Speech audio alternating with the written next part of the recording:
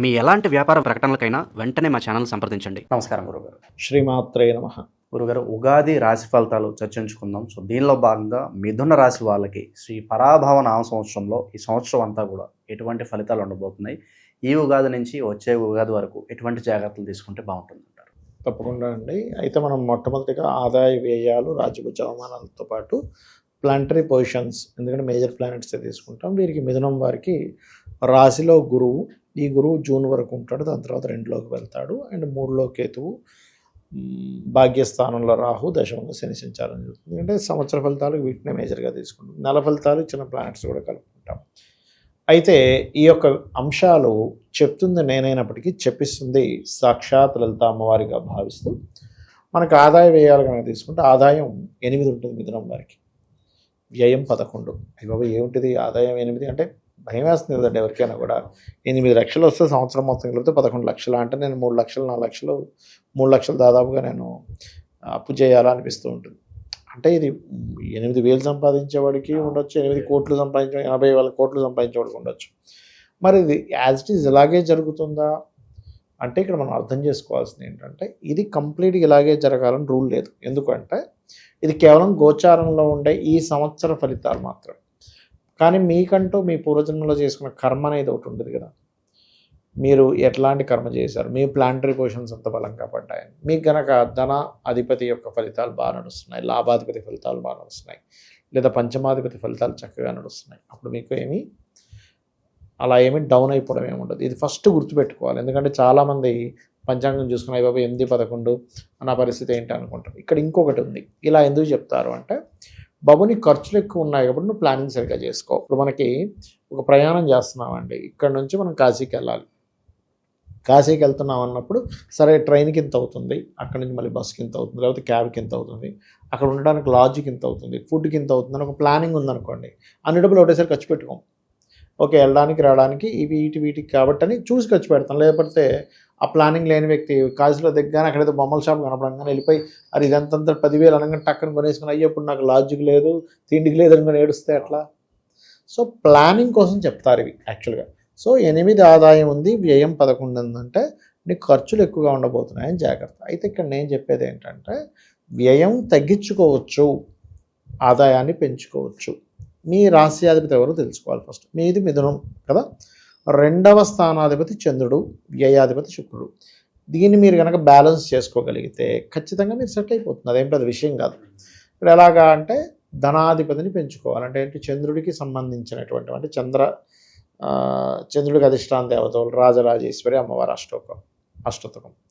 అలాగే 2వ స్థానం ఇంకా బాగా ఇంప్రూవ్ అవ్వాలంటే 2వ స్థానం అంటే ఏంటి, ఏం కోరుకుంటాం సర్వసాధారణంగా మనం కుటుంబాభివృద్ధి, ఫైనాన్షియల్ అభివృద్ధి, అంతే కదండి. ఈ రెండే మనం మేజర్గా తీసుకుంటే చాలా ఉంటాయి అందులో. కాకపోతే ఫైనాన్షియల్ అభివృద్ధి కలగాలి అంటే ఓం ధర్మాధ్యక్ష ధనాధ్యక్ష ధనధాన్య వివర్ధనీయ నమః చేసుకోవాలి. ఎందుకంటే మనకి సంపత్కరీ సమారూఢ చేయొచ్చు కదా. అంటే ఇక్కడ లగ్నంలో గురువు కూర్చున్నాడు, 2వ స్థానంలోకి వెళ్తున్నాడు నెక్స్ట్ మనకి ఎప్పటి నుంచి, జూన్ నుంచి. అంటే 2లో గురువు ఎగ్జాల్ట్ కదండి, అప్పుడు ఇస్తాడంటే ఇస్తాడు. కానీ గురువు స్వరూపం మారింది కాబట్టి డబ్బులు ఇస్తూ ఉంటాడు.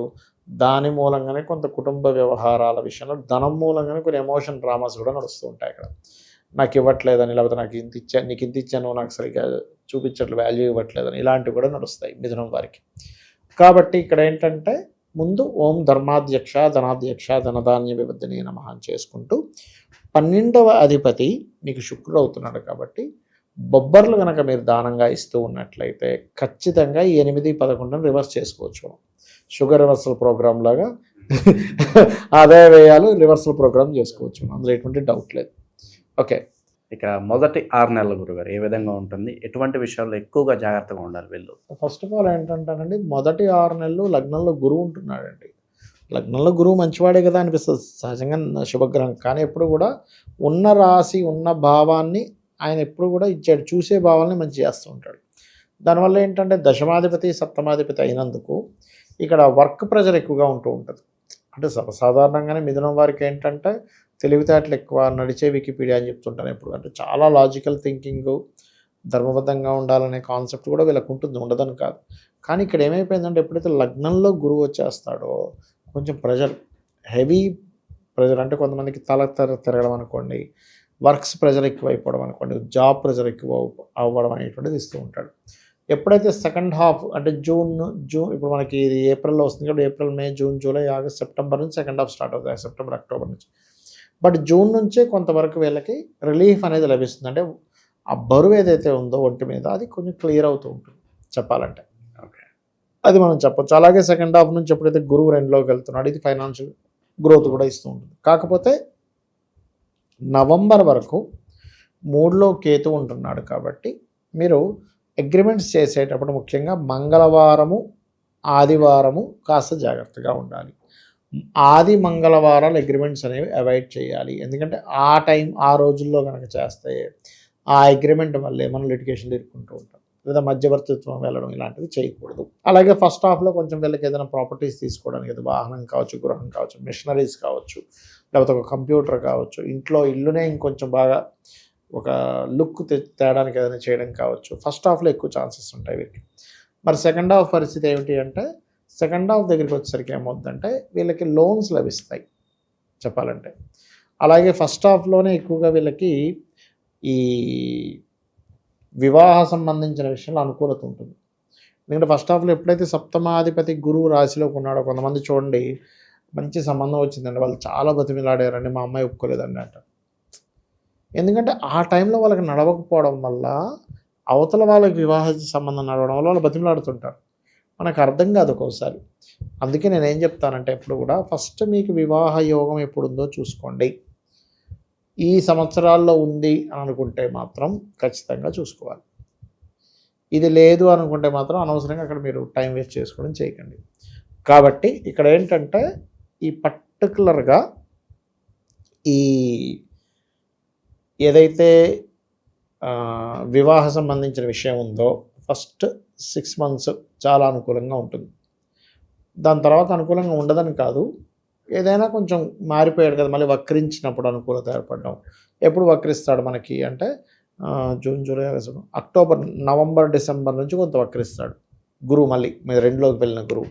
కాబట్టి అక్కడి నుంచి మళ్ళీ కొంచెం నవంబర్, డిసెంబర్ నుంచి మళ్ళీ కొంచెం అనుకూలత ఏర్పడుతూ ఉంటుంది అట్లా. సో దశమంలో శని ఉన్నందుకు ఉద్యోగం విషయంలో ఎంత స్ట్రెస్ ఉంటుందో అంత అవకాశాలు కూడా ఎక్కువగా వస్తుంటాయి, అందులో ఎటువంటి డౌట్ లేదు. అండ్ వీళ్ళకి ఇంకోటి ఏంటంటే రాహు ఎప్పుడైతే అష్టమంలో ఉన్నాడో, భాగ్యంలో ఉన్నాడో ఫస్ట్, కాబట్టి ఫస్ట్ హాఫ్ అంతా కూడా దేవతారాధనతో పాటు లలితా సహస్రనామాలతో పాటు వీరు ఎంత పితృదేవతా కార్యక్రమాలు చేస్తూ ఉంటే ఫైనాన్షియల్గా కానీ బ్యాంకింగ్ పరంగా కానీ అన్ని విషయాల్లో గ్రోత్ అనేటువంటి చాలా బాగుంటుంది. నవంబర్ నుంచి ఎప్పుడైతే అష్టమంలోకి వెళ్ళిపోతాడో సెకండ్ హాఫ్లో వీళ్ళు ఎక్కువగా అంటే ఈ ఉగాదిని రెండు భాగాలు చేద్దాం. ఉగాది నుంచి ఉగాది 2 భాగాలు చేస్తాం. ఒక నవంబర్ నుంచి అనుకోండి, అక్టోబర్, నవంబర్ నుంచి వీళ్ళు కొంచెం వాహనం మీద వెళ్ళేటప్పుడు స్లోగా వెళ్ళాలి. ఇంకోటి ఏంటంటే న్యాచురల్గా మకర రాశిలోకి వెళ్తుంది. అది మకర రాశిలోకి వెళ్తున్నప్పుడు ఏమవుతుంటుందంటే ఉద్యోగం విషయంలో కొంచెం ఆల్ ఆఫ్ సడన్గా మార్పు కూడా ఇస్తూ ఉంటుంది సెకండ్ హాఫ్లో. అది ప్రధానంగా చూసుకోవాలి. బట్ వీళ్ళకి ఫైనాన్షియల్గా అయితే మనం ఇందాక చెప్పుకున్నట్టుగా కొంచెం మనకి జూన్ నుంచి కొంచెం గురువు 2లోకి వెళ్తున్నాడు కాబట్టి బాగానే ఉంటుంది. అక్కడ నుంచి లోన్స్ కూడా లభిస్తాయి చెప్పాలంటే వీరికి. సార్ మామూలుగా కొత్త సంవత్సరం అంటే కొంతమంది కొన్ని రిజల్యూషన్స్ తీసుకుంటూ ఉంటారు, ఈ సంవత్సరం నా రిజల్యూషన్స్ చెప్పి. అది పక్కన పెట్టేస్తే మన గ్రహాల పరంగా వీళ్ళు చిన్న మార్పులు చేసుకుంటే మీ జీవితం బాగుంటుందంటే ఏం చెప్తారు? ఎప్పుడైనా అండి మిథునం వారికి ఒకటే చెప్తాను, మనకి ఒకటి గుర్తుపెట్టుకోవాల్సింది ఏంటంటే అసలు పూర్వజన్మ కర్మ మనం ఏం చేసాము దాన్ని బట్టి మనం నిర్ణయాలు తీసుకోవాలంటే అలా అంటే చిన్న ఎగ్జాంపుల్ చెప్తా చూడండి. మనం పాస్ట్లో ఏదో అకౌంట్లో ఇంత మనీ వేసాం, లేదా పలానా చదివాము, లేదా నా ఇల్లు ఇంత స్పేస్ ఉంది, దాన్ని బట్టి మీ ఇంటికి ఉన్న స్పేస్ని బట్టి మీ ఇంట్లో ఎంతమందిని ఆహ్వానించాలో ఆహ్వానిస్తారు. మీ బ్యాంకులో ఉన్న అకౌంట్ని బట్టి మీరు ఒక చెక్ ఇస్తారు అవతల వాడికి, అవునా? లేదా మీరు చదివిన చదువుని బట్టి ఉద్యోగం వెతుక్కుంటారు, లేదా మీకుండే కెపాసిటీని బట్టి ఒక వ్యాపారం పెడతారు. అలాగే పూర్వజన్మల్లో చేసిన కర్మ ఏ రూపంలో మనం అటాక్ చేస్తుందో తెలుసుకోవాలి ఫస్ట్. ఎప్పుడు కూడా మిథునంలో నువ్వు పుట్టావంటే మైండ్ గేమే నీకు కరెక్ట్, వెళ్ళిపోయి కొట్లాడకూడదు ఎప్పుడు కూడా. అంటే నువ్వు ఎప్పుడూ కూడా మిథునంలో పుట్టిన వాళ్ళు కూల్గా ఉంటేనే నీ లైఫ్ ఈ సంవత్సరం అని కాదు, ఈ పరాభానామ సంవత్సరం అని కాదు, ఏ సంవత్సరమైనా బాగుంటుంది. ఎప్పుడైతే నువ్వు అగ్రెసివ్గా చేసావో ఏ పనైనా ఏ నిర్ణయమైనా లేకపోతే ఎవరితోనైనా గొడవలోకి వెళ్ళిపోయావో అదేమవుతుంటుంది అంటే స్పోర్ట్స్లో ఉండే వాళ్ళకి వేరే, కానీ జనరల్ పీపుల్కి కుజుడు కనుక పాడైందనుకోండి, ఉదాహరణకి వాళ్ళ పర్సనల్ చార్ట్లో పూర్వజన్మ కర్మకారులు, అదే వాళ్ళకి లైఫ్లో చాలా పెద్ద ఇబ్బందిని ఇస్తుంది. కాబట్టి అగ్రెసివ్ అనేటువంటిది మిథునానికి పనికిరాదు అదని చెప్తానండి. ఉద్యోగంలో నిలకడలేదని బాధపడుతుంటారు, ప్రమోషన్స్ రావట్లేదు, లేదా నిరుద్యోగులు అయితే ఉద్యోగం మాకు ఎప్పుడు వస్తుందని కాస్త. అవునండి, అంటే ఎగ్జాక్ట్లీ. అంటే ఒకటి ఇక్కడ ఏంటంటే ఉద్యోగం రావడము, నీకు ఇష్టమైన జాబ్ రావడం, నువ్వు కాంప్రమైజ్ అవుతూ ఉద్యోగం చేయాల్సిన పరిస్థితి రావడం, లేదా టెంపరీగా ఉద్యోగంలో జాయిన్ అవ్వడం, లేదా రెండు మూడు ఉద్యోగాలు చేయడం, రకరకాల కాన్సెప్ట్స్ ఉంటాయి. సహజంగానే మిథునం వారికి ఏంటంటే డియోల్ సైన్ అంటారు దాన్ని. మీరు గమనించండి, ఎనీ మిథునం వారు వాళ్ళు ఏదైనా ఒక పని చేయాలంటే రెండు ఎక్స్ట్రీమ్స్కి వెళ్ళిపోయి ఆలోచిస్తుంటారు. ఇలా చేస్తే ఏమిటి, ఇలా చేస్తే ఏమిటి, దీన్ని కంప్లీట్ అనాలిసిస్ చేసుకొని ముందుకెళ్తారు. అది కేవలం వాళ్ళు వాళ్ళ పర్సనల్లోనే కాదు, చదువుతున్న అలాగే ఉంటుంది. నేను ఇప్పుడు ఈ కోర్స్ చేయాలా వద్దా, చేస్తే ఏంటి లాభాలు నష్టాలు మొత్తం రాసుకుంటారు ఒక పారాగ్రాఫ్ కొట్టేసి. వివాహం చేసుకోవాలంటే కూడా ఇప్పుడు ఏమిటి, నేను ఈ అమ్మాయిని వివాహం చేసుకుంటే ఏంటి, ఈ అబ్బాయిని వివాహం చేసుకుంటే ఏంటి అని మొత్తం లెక్కలేసుకుని ఉంటారు. వీళ్ళు ఏంటంటే వీళ్ళ విషయంలోని, చదువు విషయంలోని, జీవిత భాగస్వామి విషయంలోని, కెరీర్ విషయంలోని చాలా అనాలిసిస్లు ఉంటాయండి. ఇప్పుడు ఏమైపోయిందంటే దశమంలో శని ఉండేసరికి వీళ్ళు ఫస్ట్ వచ్చిన అవకాశాన్ని తీసుకుంటుండాలి. లెక్కలు వేసుకొని వదిలేసుకుంటుంటే మళ్ళీ ఇబ్బంది వస్తూ ఉంటుంది. ఎందుకంటే దశమంలో శని ఖచ్చితంగా ఉద్యోగ అవకాశాలు ఇస్తుంది. ఇక్కడ ఏంటంటే మనం చూడండి, ఒక్కోసారి కొన్ని అవకాశాలు వదులుకున్నాక అయ్యో ఎందుకు వదులుకున్నాం అనిపిస్తుంది. కొంతమంది హీరోయిన్లు విషయాల్లో కూడా చూడండి, వాళ్ళు ఏం చేస్తారు, మంచి అవకాశం వస్తే నాకు ఈ సినిమా వద్దంటారు, తెలుస్తుంది పెద్ద హిట్ అయి కూర్చుంటుంది.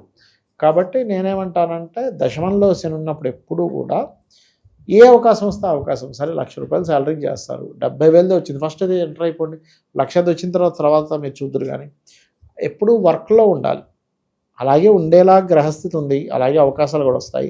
కానీ దాన్ని విస్మరిస్తే ఏమవుతుందంటే మనకి జాతక చక్రంలో గోచారంలో ఒక గ్రహస్థితి ఒకదాన్ని సూచిస్తున్నప్పుడు దాన్ని నువ్వు ఎప్పుడైతే వద్దు అనుకొని ముందుకు వెళ్తుంటావో అది నీకు అది అంటే మీకు కనెక్ట్ అవ్వదు అక్కడ.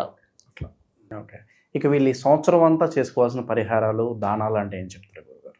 ఒకటేనండి, ఎప్పుడు కూడా మనకి దశమంలో శని, భాగ్యంలో రాహు ఉన్నాడు కాబట్టి నువ్వులు మినుములు ఎక్కువగా దానంగా ఇస్తూ ఉండాలి, గుర్తుపెట్టుకోండి, నువ్వులు మినుములు. ఇక రెండవది ఏమిటి అంటే లగ్నంలో గురువు ఉన్నంత కాలము కాస్త గంధం ఉంటుంది, గంధాన్ని తీసుకెళ్ళి శివాలయంలో లేదా దక్షిణామూర్తి ఆలయంలో ఇస్తే కనుక వీళ్ళకి ప్రెషర్ అనేటువంటి చాలా మటుకు తగ్గిపోతుంది. అది చేయాలి. ఓవరాల్గా ఈ పరాభవ నామ సంవత్సరంలో మిథున రాశి వాళ్ళందరికీ ఏ విధంగా ఉంటుందో చాలా బాగా వివరించారు. ధన్యవాదాలు. శ్రీమాత్రే నమః.